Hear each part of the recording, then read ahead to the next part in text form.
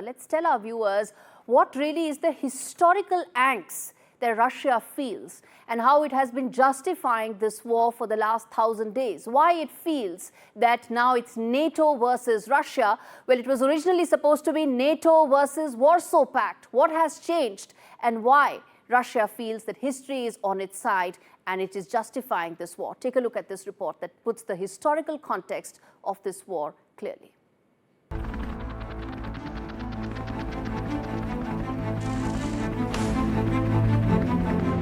As the 1,000-day-long conflict between Ukraine and Russia drags on, it's clear this is a war being fought between the 32-member military alliance NATO and Russia.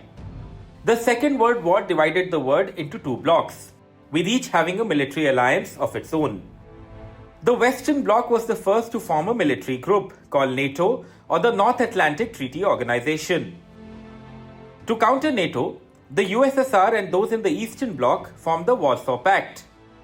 Post the fall of the erstwhile USSR, the Warsaw Pact dissolved, but NATO stayed on and went on to induct most of those countries in USSR's camp.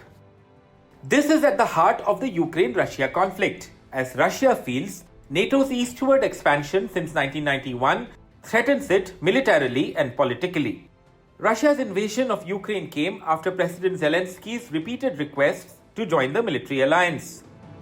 Ever since the Russian invasion in February 2022, NATO has expanded further, with Finland joining in 2023 and Sweden in 2024, giving fresh fodder to President Putin, who feels the addition of the 14 former Soviet-dominated countries in NATO is the primary cause of the conflict.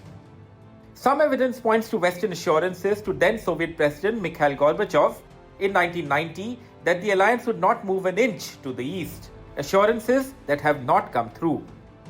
But Russia has also gone back from its promise at the Budapest Memorandum on Security Assurances in 1994, where it said it would not use military force against Ukraine, Belarus and Kazakhstan, which led to Kyiv giving up its nuclear weapons.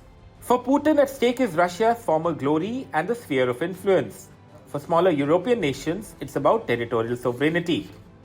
The Russia-NATO dynamic took a sharp turn recently when the US approved Ukraine's use of long-range weapons inside Russia, reversing its policy. According to reports, Ukraine has already used these missiles, prompting a strong reaction from the Kremlin. Clearly, this war will end only with a political solution. Till then, the cycle of death, destruction and despair will continue. Bureau Report, NDTV Word.